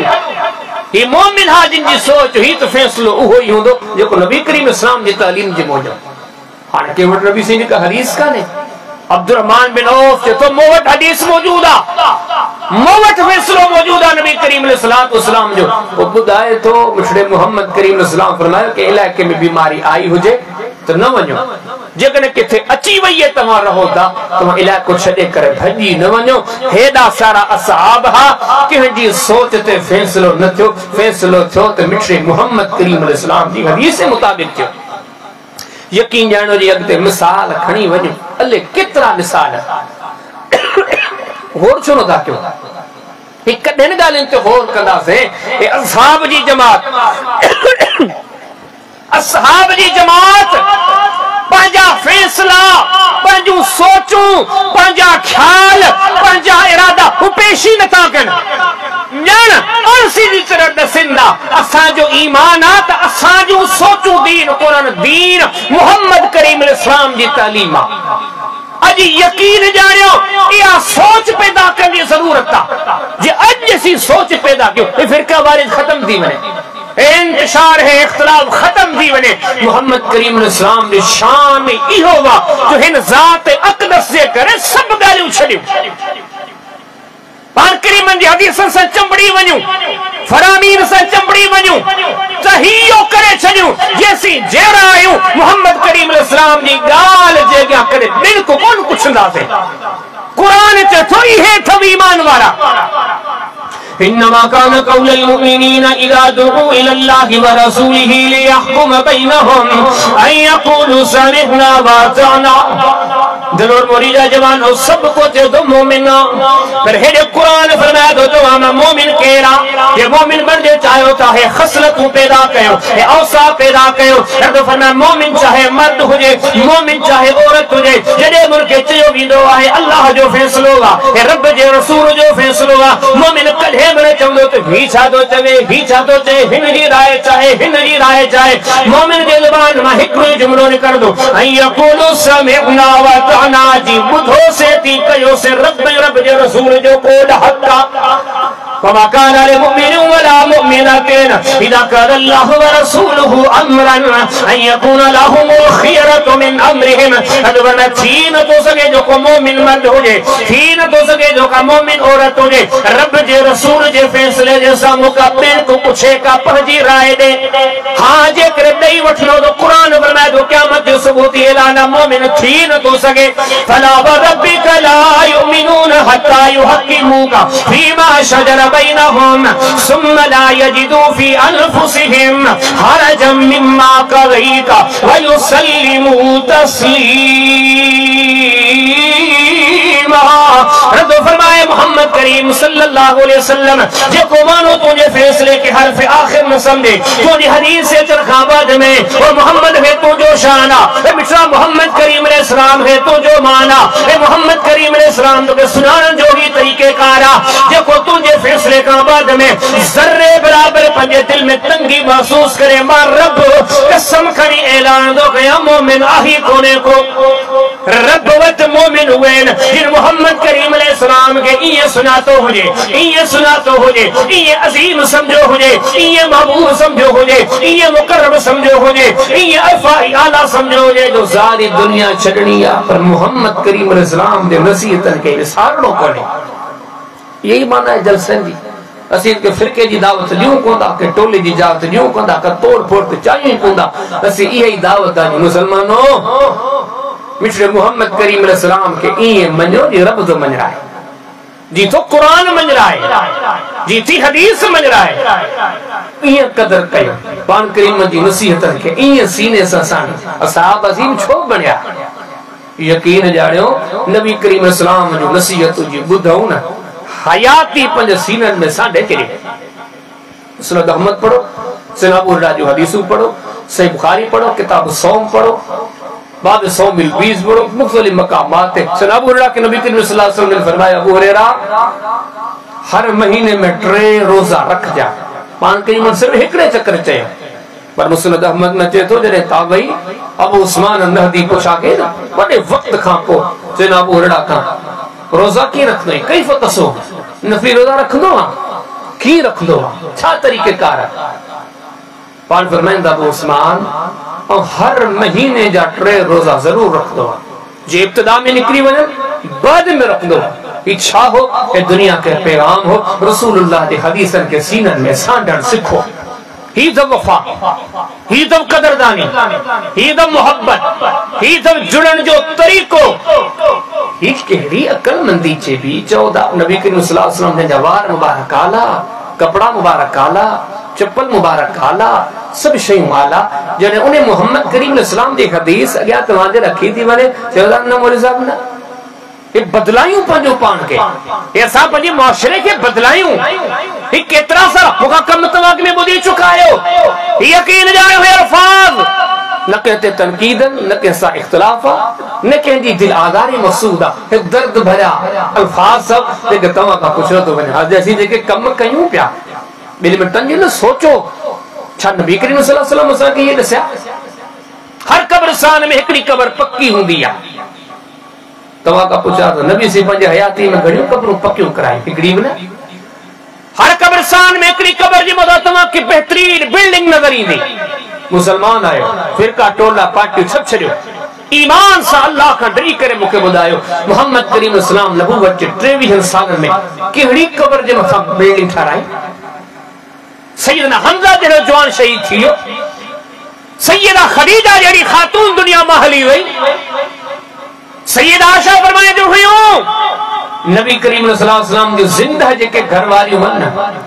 कदे मुके उनन ते रश्क कोन आयो मुके रश्क आयो खदीजा ते नबी से के एडी तो वणदड़ हुई कुर्बानी जे दीहन में गोश्त कटदी इंदो हो पान फरमाइंदा पहरिया त वण खदीजा जी सहेलिन के दी अचो पान फरमाया प्रेणी आयशा खबर थी खदीजा है के दुनिया मुसा बेवफाइयों करते तुल ही पर खदीजा मसा उन्हें टिम ते वफाओं पे कई और दोस्तों दलवर मोरीदा जवानो वह खदीजा भी शहीद हुई वफात करे नबी से हयाती में 70-40 कुर्रा पान करीमन के जमाने में शहीद था किबार सहाबा एहड़ा भी शहीद था एहड़न भी वफातूं कयूं जिन जेला बड़ा तज़ीम वाला जुमला पान करीमन चया कदे के जेले यो चयूं पान पर में ही जी फौत थवा रब जा फरिश्ता जे मदा परन सा छाऊं कयो बीठान के जेले मोहम्मद करीम अलैहिस्सलाम ये फरमायो ही जी फौत थवा त रब जो अर्श ब कंबी वियो कदे के जे बारे में मोहम्मद करीम सल्लल्लाहु अलैहि वसल्लम ने ये फरमायो ही जो को सहाबी सगोरो इनके जन्नत में हुआ पोशाक मिली या वो लिबास मिलो वे कपड़ा मिलान और मुजा साहब ही मोहम्मद करीम अलैहिस्सलाम ने हथड़े में रुमाल दसी जो था के दो भलोवा पर उनके जे का जन्नत में पोशाक मिली या उन्हें जो सामो है रुमाल कुछ कोने को एडा बड़ा वेझा फलारा नबी करीम अलैहिस्सलाम जो 3 न्याणियों पान करीम दी हयाती में फौत थी वियो नबी करीम अलैहिस्सलाम जा 3 पुटड़ा मिठड़े मोहम्मद करीम अलैहिस्सलाम दी हयाती में फौत थी विया ओ दरोर मोरीदा मुसलमानों पुछण तो चाया हिकड़े के मानो जे बारे में बुधायो नबी करीम अलैहिस्सलाम ने जे कब्र जे मथा को मुकबरो जोड़ो हुजे कबड्डी लिखाई कई हुजे के मुजाविर बनाए करे विहारे हुजे बल्कि हाँ इन्हें जे बरस तो के यो बुधाया सही मुस्लिम किताबुल जनाए सने जाबिर तो फरमाए ना रसूलुल्लाह के सल्लल्लाहु अलैहि वसल्लम नबी करीम अलैहि सलाम ने कामना फरमायो के कब्र के पको कयो वने नबी करीम अलैहिस्सलाम जन इन्हें काम मना फरमायो अय्यु कुतब अलैहि के कब्र ते लिखो वने। नबी करीम अलैहिस्सलाम जन इन्हें काम मना फरमायो के कब्र ते मुजाविर बर्जी करे बैठो वने। सारे दुनिया में हदीसन या किताब मौजूदन, दिल भरो तवा के दर्द भरो पैगाम दई वना। हिकड़ी का हदीस बुधायो जो मिस्टर मोहम्मद करीम अलैहिस्सलाम को मुखबरो जोड़ो हुजे तो छोटा जोड़े मिस्टर मोहम्मद करीम अलैहिस्सलाम के कब्र जे मथा चादर रखियो है का हदीस यकीनन ना पूछो था रखो। नबी करीम अलैहिस्सलाम जे नबूवत जे 23 सालन में कदे हिक चक्कर के मिस्टर मोहम्मद करीम अलैहिस्सलाम के चयो हुजे कि मुरादू पूरी न थी दिन कब्र ते चक्कर लगाए जा केड़ियूं भलियूं भलियूं कब्रूं हूं केड़ा भला भला जवान हा के बदर जा शहीदा के ओहद जा शहीदा के खंदक जा शहीदा मुख्तलिफ अजीम साहब सबूरा एकरो को वाक़ियो बुधायो मिस्टर मोहम्मद करीम सल्लल्लाहु अलैहि वसल्लम अर्ज कन सिंध में हिंद दे नजर पवे थी असा मुसलमान जी यकीनन असानी जिंदगी दे अदान के रसूला अज असा जो मुश्किल कुशाऊं कब्रन वारा कंदा उनन दे दरन ते वणोदा उनन का गुरोदा फिरकन के छड़ियो टोलन के छड़ियो पाटन के छड़ियो खुदा लग मके हिकड़ी का एडी हदीस बुधायो मिस्टर मोहम्मद करीम सल्लल्लाहु अलैहि वसल्लम नबूवत जे 23 साल में करे हिकड़े चगर के चयो होजे जे मुश्किल मामला जने 7 सूमर हिते हचा 5 सूमर हिते हचा 5 जुम्मा हिते के थाई होनी गाले ए मामला ए छाचो दोहल बजे पियो गाड़ी आई आ छाचो अरे न बांस बासी न कबर ते हां छोकरे जी छंड ते लागीदा मुसलमान हो मुसलमान तवान कुरान आए घर में आए हदीसू में आहे न तवान जो दीन बुको आहे अधूरो ता के मिलो या पूरो मिलो मियां पूरो कुरान तो चल मायदा में अल यौम अकमलतु लकुम दीनकुम रब फरमाए मुसलमानों ता जो दीन पूरो दा पूरे दीन में बुधाइंदे 23 साल में करे नबी सी के चयो को बार लो जमे तो पो कब्र ते वनी करे वार लाए मथे जा आए को कदे बुधो तो नबी करीम सल्लल्लाहु अलैहि वसल्लम जिन चयो हुजे तो वनी भक्त है देगड़ा है मानियो कब्र कहते लायो सुजैन के हदीस में नबी करीम सल्लल्लाहु अलैहि वसल्लम पर नबूवत के समूरे जमाने में आज ते इख्तिलाफ नहीं जाते कि मौलवी साहब का पूछा कर यारी मुहर्रम में असान जे शहर में जे के रंग ढंग होया कदे मदीने में बथा कौन था ये जे के रब्बिल अव्वल मसा माहौल ठायो अल्लाह का डिडी ईमान जा मौलवी साहब बुदा तुने फिरको जेको बा तुने पार्टी जेकी बा तू जे बटो जेरो असा जो केसा कोने असी दा कुर्ब जी कचहरी कई तो का दकड़ो मोहब्बत सा उल्फा सा पूछा के ये जो को रब्बिल अव्वल में अन्या ते सोशल मीडिया ते फेसबुक ते वीडियोस हलन पियो अगे मर्द नचंदा हा हाने ते वीडियोस नचन मायू को नचन पियो संभरी ठही तैयार थी कैमरा वाले के सामने व्यारे मायू को नचन दियो नबी से आमद जी खुशी आ मर्द वो नचन पिया गटन में सुना छोकरा वो नचन पिया कदे अल्लाह का दिली करे बुधायो मिस्टर मोहम्मद करीम सलाम नबूवत के 23 साल में एकम कया प्रोग्राम है जलसा है तौर है तरीका यकीन जानियो वरी जो अन्या अगते वधू था तकलीफ थी परे मौलवी जो कलाकन जो तकरीरूं कलाकन जा खुतबा बाबा तो के मुश्किल अचे ना ओ फिलाने के सद ये केड़ी हदीस में आज ते असा ते हदीस कान पढ़ी हदीस के किताब में कि मुस्लिम किताब में का हदीस है जे नबी सल्लल्लाहु अलैहि वसल्लम चयो देखे के तकलीफ देन के माने के सही असा वट छा हुंदो असा वट हिन दौर में एकड़ो बियो तौर तरीको हर के मानू जो सोचा बाबा एकड़ो पीर साहब हुजण जरूरी आ मानू के चयो विंदो वा जे जो को पीर कोने उन जो शैतान पीर आ तो का पूछा तो क्या नबी करीम सलाम दुनिया में छड़े गया लगभग लख के करीब सहाबा की जमात हुई इख्तिलाफ थी सके तो तादाद में उन्होंने नबी से का वो केड़ो पीर चूंडियो जे वट फैज वठणींदा जेका पंहिंजे सिलसिले में शमूलियत कराईंदा ये शयूं आयूं किथां यकीन जानियो जेकॾहिं ये वींदो तलाश कंदो ॿोला कंदो ओ लिखिया पढ़िया मुसलमान जेको कम कन पिया अक़ीदत सां बेइल्मी ईसाई चवंदा ईसा अलैहिस्सलाम अल्लाह जो पुट चवंदा पर छा न ईसा अलैहिस्सलाम ये चयो कौन चयो मोहब्बत अथनि ईसा अलैहिस्सलाम ये कोदा चो कोई ईसा के दिल में ईसा अलैहिस्सलाम का मोहब्बत करे मोहब्बत अथनि पर भुललन भटकिलन ओए कम पिया कन जेके ईसा अलैहिस्सलाम चया ही कोना यकीन जानो साजा हाल को अल्ले केतरा असांजे माशरे जा कमन को मुसलमान सच बुधण ले तैयार कोने, सच समझण ले तैयार कोने। ए सच बो केडो सुहणा लफ़ज़ रुगो इहो दा चो मियां तू बो मुसलमान आऊं बो मुसलमान, असां मिरनी जो कलमो हिकड़ो वेह गौर विचार कयूं त नबी सी केड़ियूं गालियूं चयूं। रुगो एतिरो कंहिंखे चवनि त ही मौलवी साहिब ही त वहाबी थो लॻे, ही केड़ियूं गालियूं पियो करे। हे असांजे कब्रस्तान ते वञो, जनाज़े निमाज़ ते वञो, यकीन ॼाणो 30 सेकंड जनाज़े जी निमाज़, 40 सेकंड जनाज़े जी निमाज़, पर जनाज़े निमाज़ खां पोइ मौलवी साहिब चवंदो हाणे वियो कुल पढ़ो। सही ज़ईफ़ इख्तिलाफ़ सब पंहिंजी जाइ ते। कॾहिं ॿुधव अॼु ताईं अल्लाह खां दिली मूंखे ॿुधाए नबी सी कॾहिं साहब खे चओ बाबा वियो वियो वियो कुल था पढ़ो, फलाणे फौत शुदा के बख्शीदा, ॿुधव कॾहिं हे किथां कुल आया। वरी जनाज़े खां पोइ वेही करे दुआ घुरनि। अॼु ते के हदीस मुस्नद किताब मां ॿुधो त नबी करीम सल्लल्लाहु अलैहि वसल्लम चयो हुजे बाबा जनाज़े खां पोइ वेही बि दुआ घुरबी।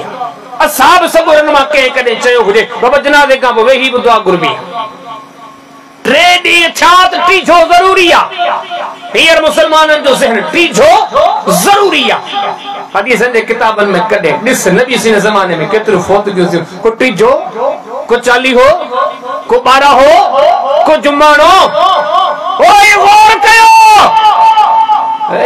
8-10 छोकरा वञनि पिया सिपारा हथ में तरी केॾे था वञे चइजी ख़त्म हो। अरे ख़ैर था छा आहे ख़त्म जीजू उते ॿार गॾु थींदा, ये सिपारा पढ़दा, सिपारा पढ़ी फौत शुदा के बख्शीदा। मुसलमानों कुरान तो फरमाए इत्तबिऊ मा उनज़िला इलैकुम मिन रब्बिकुम वला तत्तबिऊ मिन दूनिही औलिया। उन्हें शे जे पोयां लगो जेका आसमानन ता नाज़िल थी आ,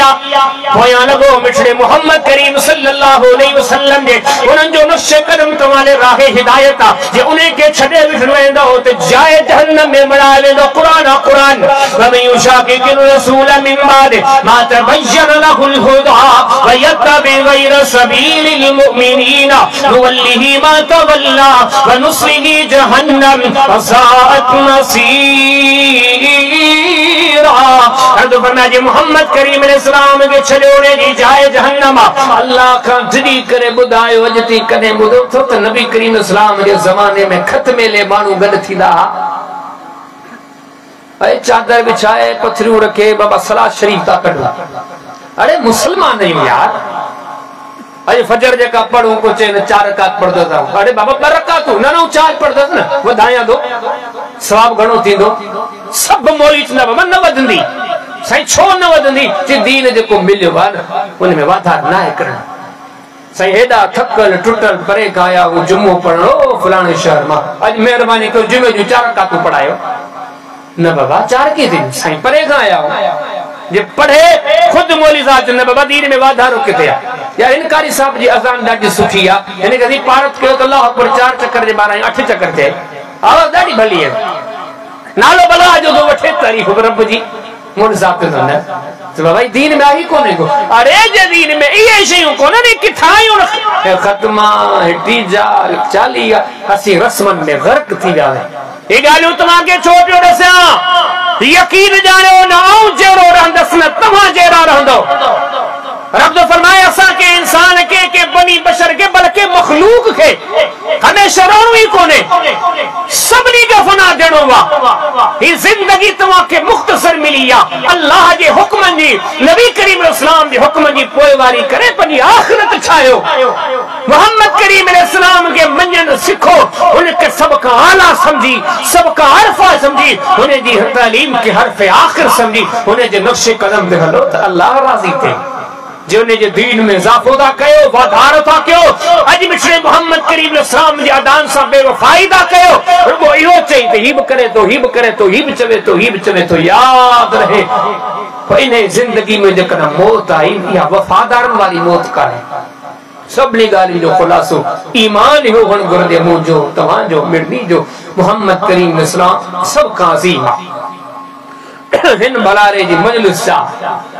इहो गुलशन आहे जो हर गुल अज़ीम आहे। इहो बाग आहे जे बाग जो हर वण अज़ीम आहे। सब असहाब अज़ीम आहिनि, सब अहल बैत अज़ीम आहिनि। हिन सगोरे जी हर अदा अजीमा, हिन जो हर गुफ्तगू जो जुमलो अजीमा, हिन सा वफादारी इन शे जो नालो आ। खल्क में चो मोहम्मद करीम इस्लाम सब का आला है। हिन जी तालीम, हिन जो फरमान एक आईने, एक तराजू जे मिसला सारी दुनिया के छड़े सकदे तो, पर मोहम्मद करीम इस्लाम के छड़े न तो सके। के जी गाल बुध भी वरी पंजो पान का पुछबो कि ही तो चवे, पर ॾिसो मोहम्मद करीम इस्लाम छा तो चए। जी सुनो रसूलुल्लाह चंदो इए कबो, उन्हनि जी तालीम दीन आ, अल्लाह जे रज़ामंदे जो सामान आ, अल्लाह जी जन्नत जी राह आ। रब का दुआ था गुरु मालिक मुके तवा के ॾिसण वारी अख दे, कदर वारो दिल दे, मोहम्मद करीम इस्लाम जी ज़ात सा उहा मोहब्बत कयो जेका असहाब कई, अहल बैत कई, सलफ सालिहीन कई। उन्हनि जी तालीम सा उहा वफादारी कयो जेका सलफ सालिहीन कई, असहाब कई, अहल बैत कई। जिंदगी में तमाम तर कमन के तरक कयूं जिन जी तालीम मोहम्मद करीम इस्लाम न ॾिनी। रसूलुल्लाह जी ॻाल्हियुनि खे छॾे उम्मतनि जी ॻाल्हियुनि जे पोयां हली प्यारे पैगंबर जी तालीम का बेवफाई करे मरू। अल्लाह इन जिंदगी का, इन मौत का पंहिंजी पनाह में रखे। शान असी वफादार थी करे मरू। व आखिर दावाना अनिल हम्दुलिल्लाहि रब्बिल आलमीन व मा तौफीकी इल्ला बिल्लाहिल अज़ीम।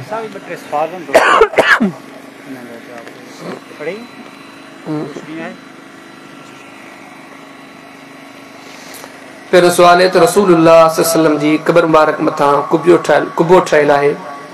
तव्हां चओ था त कब्र जे मथा अडावत जायज़ न आहे। सब खां पहिरीं ॻाल्हि त इते थोरो ॿ लफ़्ज़ तव्हांखे चवां। उन मदीने में बकी जो कब्रस्तान बि आहे। गॾो गॾु ॾिसो त सभु शयूं ॾिसो न। बकी में हिकिड़ी कब्र पकी कान्हे, बकी जे कंहिं कब्र ते पड़ कोन्हे, बकी जे कंहिं कब्र जे मथा जुमे जॾहिं तव्हांखे गुल छटियल नज़र कोन ईंदा। उन पूरे मदीने में ॾिसो जनाज़ो बि थिए थो हिकिड़े बाज़ सलाम में। उन मदीने पाक में ॾिसो त जनाज़े में सूरह फातिहा पढ़ी थी वञे। उन मदीने पाक में ॾिसो त मगरिब खाग में तव्हांखे बरकात सुन्नत पढ़दे बि नज़र ईंदियूं। केतिरियूं सारियूं ॻाल्हियूं आहिनि जे चवंदा आहिनि मदीने में सभु शइ थिए थी। पोइ सुभाणे खां इहो बि शुरू कयूं। पंहिंजे ॻोठ में सुभाणे सिजल थिए बांग अचे न त मौलवी साहिब खे चयोसीं 2 मिंट तरस बरकात नफ़िल पढ़ी वठूं, छो त मदीने में सुभाणे पंहिंजे कब्रस्तान में बाक़ी जेके आहिनि न जॻहूं पकियूं ठकियूं ख़तमु कयूं। त अल्लाह जा बांदड़ो थोरो इंसाफ़ कयो। जे मदीने जी ॻाल्हि कयूं था त मदीने जूं बाक़ी ॻाल्हियूं बि कयूं। इमाम साहिब आमीन थो चवे, मदीने जो हरम वॼो थो वञे, सुभाणे खां आमीन चओ। मदीने पाक जे इमाम जे हथ सीने ते आहिनि। सुभाणे दलोर मोरी वारो तव्हां मत सीने ते ॿधो, तव्हांखे छा आहे चओ मदीने पाक में ये सभु कम कयूं, छो नथा कयूं। इन खां पोइ मोटो उदाहरण पर्ची ॾियां त नबी करीम सल्लल्लाहु अलैहि वसल्लम जे ज़माने में को माण्हू चवंदो त पाण करीम जी क़बर ते कुबो हो, को माण्हू चवंदो त सहाबा जे ज़माने में सहाबा किराम कुबो जोड़ियो हो, न ताबईन तबा ताबईन यकीनन न। ही त बदिले माण्हुनि जो कमु आहे। थी सघे थो अॼु हिकिड़ो वाक़ा हुकूमत ते सुभाणे 2 ठाहे करे, सुभाणे 3 ठाहे करे। हींअर जेकॾहिं माण्हू कुझु कंदा वञनि उहो दीन त कोन्हे को। हिन हेॾी सारी तकरीर में मूं तव्हांखे ईअं त कोन चयो त जी सऊदी वारा चवंदा ईअं कयो, जी मौजूदा मके वारा चवंदा ईअं कयो, जी मौजूदा मदीने वारा चवंदा ईअं कयो। दीन मोहम्मद करीम अलैहिस्सलाम जी ज़िंदगी में पूरो थी वियो। कुरान पाक जी आयत नाज़िल थी वई, अल यौम अकमलतु लकुम दीनकुम।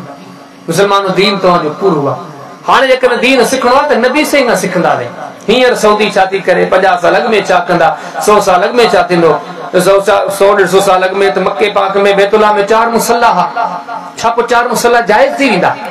हिकिड़ी मस्जिद में 4 मुसल्ला यक वक़्त नमाज़ पढ़नि?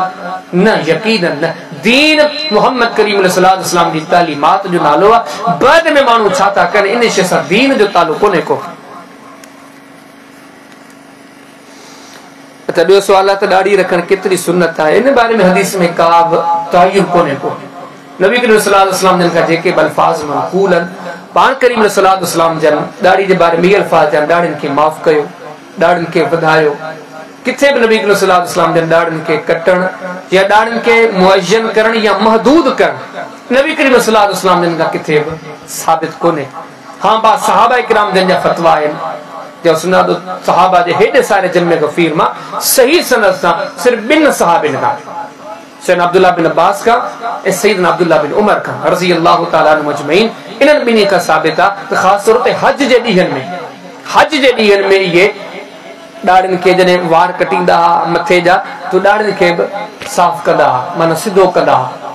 बाक़ी उते बि जेके आम तौर ते असांजे तर्जुमनि में लिखियल आहिनि त उहे ॾाढी मुठी जेतिरी रखंदा, तर्जुमनि वारनि ज़रूरु लिखियो आहे। ऐं सनादो हदीस में का बि सराहत कान्हे का,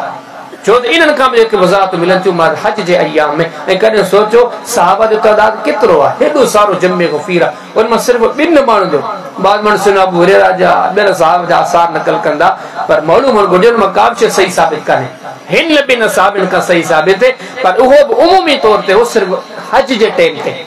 वगरना इन्हनि जी बि तालीम कान्हे त रोज़ सुबुह जो उठो 8 ॾींहं 15 ॾींहं नाई वटि वञी करे ॾाढी खे सेट करायो, किथे कोन्हे को। ऐं उन खां पोइ अॻी ॻाल्हि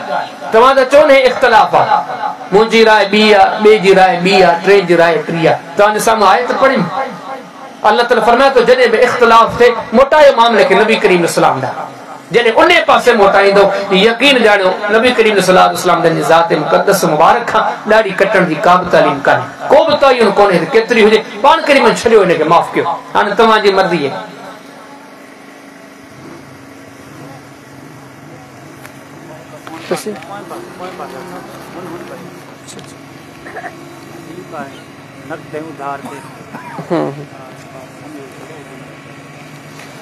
सवाल आहे ॿार पैदा थियो, साल जो थी वियो, हाणे जो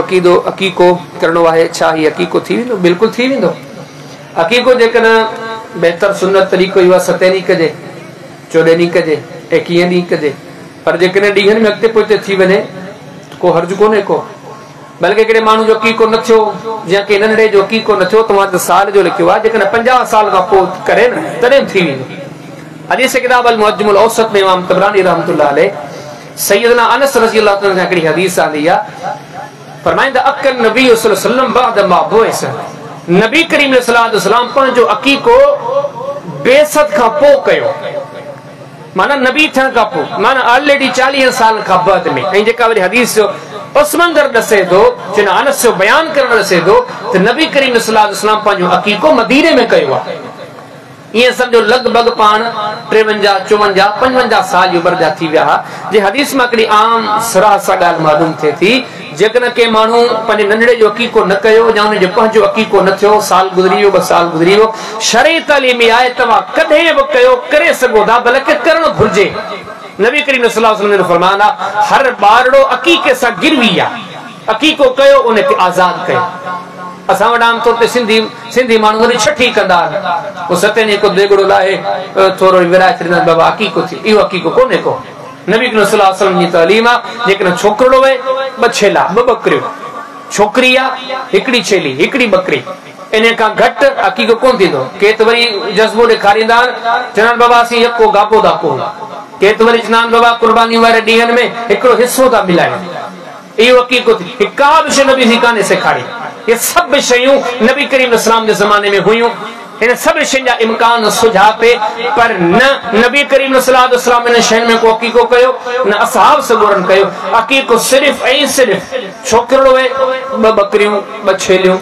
छोकिरी आहे 1 छेली 1 बकरी, बहितर 7 ॾींहं 14 ॾींहं 21 ॾींहं, जेकॾहिं अॻिते पोइ थी वञे को हर्ज कोन्हे। जेकॾहिं सालनि जा साल गुज़री वञे शरई तालीम आहे तॾहिं बि कयो, बल्कि करणु घुर्जे। चई ॿियो भाई ठीक है, ठीक गंदम जी कणक जी बोरी केश ते वरी। हां अॻियो सवाल है गंदम जी बोरी केश ते माना खरीद करे वरी उधार ते वधीक रकम। हां माना कणक वगैरह केश ते सस्ती उधर ते महंगी खपाइण, ये असांजे माशरे में आम आहे। मिसाल जे तौर ते रुगो कणक कोन्हे बल्कि हर शइ, अलाए मोटरसाइकिल घणे जी आहे, हवायो 1 लख रुपए जी आहे केश ते, चौधर ते खपई वो 1,20,000, साईं 2 महीना पैसा को 1,30,000, 3 महीना को 1,40,000। माना आम तौर ते असां वटि हिकिड़ी शइ जो रोक जो अघ अलॻि आहे ऐं ओधर जो अघ अलॻि आहे। बाद इल्म बि इन शइ में गुंजाइश कढी आहे, चवंदा न इन में को हर्ज कोन्हे, यादि रहे त इन में वॾो हर्ज आहे। इन में सराहत सां 2 हदीसूं तव्हांजे साम्हूं ज़िक्र कयां, मामलो तव्हांजे साम्हूं क्लियर थी वेंदो। थी जेका असांजे मुआशरे में ही चयो थो वञे हिन शइ जो रेट ओधर जो अलॻि आहे ऐं कैश जो अलॻि आहे, इहा शइ मना। पहिरीं हदीस गालिब सुनन नसाई में सैयदना जाबिर का मनकूल है त नबी करीम सल्लल्लाहु अलैहि वसल्लम जन हिकु कारोबार में 2 कारोबार करण का मना कयो। उनकी तशरीह में हिकिड़ी शइ इहा बचे थी, हिकु शइ जा 2 रेट रखण। त बाबा इहा शइ ॾेई जे ओधर में खपई त हेतिरे में, जे केश में खपई त हेतिरे में। पर इन हदीस में एतिरी सराहत कान्हे का, पर सही बल्कि मुसन्नफ अब्दुल रज़ाक में किताबुल बुयू में सैयदना अब्दुल्लाह बिन मसूद रज़ी अल्लाह तआला खां वाज़िह हिकिड़ी हदीस आहे, क्लियर हदीस आहे, जो इन ॻाल्हि जी वज़ाहत था कनि। चवंदा त नबी करीम अलैहि सलाम जे कारोबार का मना कयो, वो ममनू कारोबार ही होगा, कंहिं शइ जे बारे में उन जे ओधर जो रेट अलॻि रखणु ऐं उन जे केश जो रेट अलॻि रखणु। बल्कि चयो वञे त नक़द वठने त ही रक़म है, जे ओधर ते वठने त उन जो ही रक़म है। सन अब्दुल्लाह बिन मसूद फरमाइंदा इहो कारोबार हराम आहे, नबी करीम अलैहि सलाम ने इन कारोबार का मना कयो। इन्हे जे मदे मुकाबले अहिड़ी का बि चिटी हदीस कान्हे जो नबी करीम अलैहि पंहिंजी हयाती में कॾहिं ईअं कयो हुजे, हिकिड़ी शइ ओधर ते रेट हिकिड़ो रखियो हुजे ऐं केश जो ॿियो रखियो हुजे। सहाबा किराम कॾहिं ईअं कयो हुजे? ईअं सम्झो त जेको असां आमतौर ते जवाज़ जी फतवा ॾींदा आहिनि इहा शइ जाइज़ आहे, पर नबी से कॾहिं जाइज़ कोन चयो, न को नबी करीम अलैहि इहो कमु कयो, न को सहाबा किराम इहो कमु कयो, बल्कि इन जे बरअक्स मना में चिटियूं पिटियूं हदीसूं मौजूद आहिनि जेके मुतवाज़ साम्हूं रखियूं आहिनि। अल्लाह से अमल जी तौफ़ीक़ अता फरमाए। दोस्तन दुआ जरा दरख़्वास्त कया।